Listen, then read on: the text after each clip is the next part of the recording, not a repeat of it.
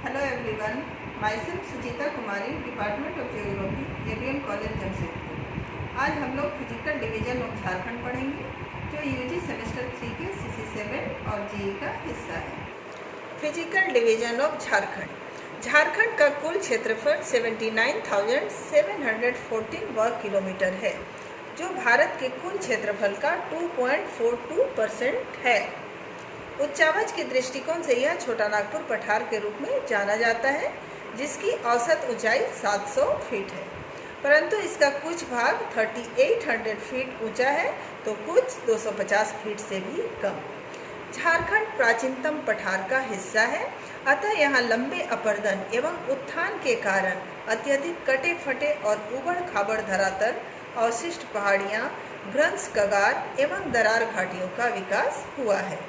झारखंड के उच्चावच का अध्ययन से यह स्पष्ट होता है कि झारखंड एक पठार नहीं बल्कि कई पठारों के क्रम के रूप में फैला है।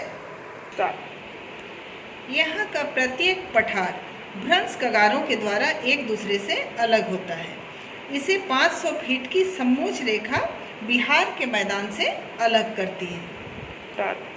उच्चावच के दृष्टिकोण से झारखंड को 5 प्रदेशों में बांटा गया है। पहला है पाट प्रदेश, दूसरा रांची और हजारीबाग का पठार, तीसरा बाह्य छोटा नागपुर का पठार, चौथा चाईबासा का मैदान और पांचवा है राजमहल की पहाड़ियाँ। पहला है पाट प्रदेश।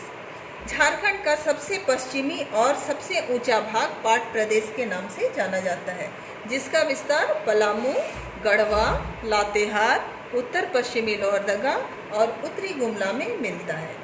इसकी औसत ऊंचाई 2500 से 3600 फीट ऊंचा है। नेतरहाट यहाँ का सबसे ऊंचा क्षेत्र है, जिसकी औसत ऊंचाई 3514 फीट है। पाट एक स्थानीय शब्द है, जिसका अर्थ है सपाट चोटियों से युक्त पहाड़ियाँ। इस क्षेत्र में डेक्कन लावा के अवशेष पाए जाते हैं। दूसरा है रांची तथा हजारीबाग का पठार। पाट प्रदेश के पूर्व में हजारीबाग और रांची का पठार स्थित है। यहाँ पर 2 पठार पाए जाते हैं। पहला है हजारीबाग का पठार और दूसरा है रांची का पठार, जिनकी औसत ऊंचाई 2000 फीट है। दोनों दामोदर नदी बेसिन के द्वारा एक दूसरे से अलग होते हैं, अर्थात ये दोनों एक उत्थित चौरस पठार है, जिसके बीच में दामोदर भ्रंश घाटी के रूप में बहती है। इन्हें उत्थित संप्राय मैदान का एक उत्तम उदाहरण माना जाता है, जहां सामान्य सतह पर एकाकी पहाड़ियां यहाँ वहाँ मोनाइड नोक के रूप में बिखरे हुए दिखलाई पड़ते हैं, जिनकी ऊंचाई 2200 फीट तक है। तीसरा है बाह्य छोटा नागपुर का पठार। पठारों का एक अन्य क्रम पाट प्रदेश, उसके पूर्व में हजारीबाग और रांची पठार, उसके पूर्व में बाह्य छोटा नागपुर पठार के रूप में विकसित है।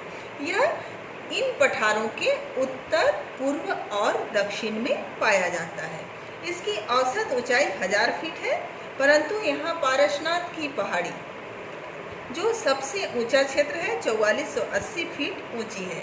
यह झारखंड की सर्वोच्च चोटी भी है। यह पहाड़ी अति कठोर पाइरोक्सिन ग्रेनाइट से निर्मित है। पूर्व तथा दक्षिण की ओर इस पठार की ऊंचाई में क्रमिक ह्रास देखने को मिलता है, परंतु उत्तर की ओर कोडरमा पठार के क्षेत्र में इसका तीव्र ढाल देखने को मिलता है। चौथा है चाईबासा का मैदान। पश्चिम सिंहभूम और पूर्वी सिंहभूम के मध्यवर्ती भाग में चाईबासा का मैदान फैला हुआ है, जो उत्तर में दलमा श्रेणी, पूर्व में धालभूम श्रेणी और पश्चिम में सारंडा तथा उत्तर पश्चिम में पोरहाट की पहाड़ी से घिरा हुआ है। इस क्षेत्र की ऊंचाई 500 फीट के आसपास मिलती है। कई क्षेत्रों में ऊंचाई 500 फीट से भी कम मिलती है, जिसका मुख्य कारण इस क्षेत्र का अपेक्षाकृत मुलायम चट्टानों से बना होना है। नेक्स्ट है राजमहल की पहाड़ियाँ। देवघर, दुमका, गोड्डा, पाकुड़, मध्यवर्ती और दक्षिणी साहिबगंज के क्षेत्र में राजमहल की पहाड़ी फैली हुई है, जिसका अधिकांश भाग जुरैसिक काल में लावा प्रवाह से बना है। इस भाग की औसत ऊंचाई 500 से 1000 फीट के मध्य मिलता है। झारखंड में 2 क्षेत्रों की ऊंचाई सबसे कम है। पहला है साहिबगंज का उत्तरी एवं पूर्वी भाग और पाकुड़ का पूर्वी भाग, और दूसरा है पूर्वी सिंहभूम में बहरागोड़ा के आसपास का क्षेत्र। इस तरह झारखंड का भौतिक विभाग समाप्त होता है।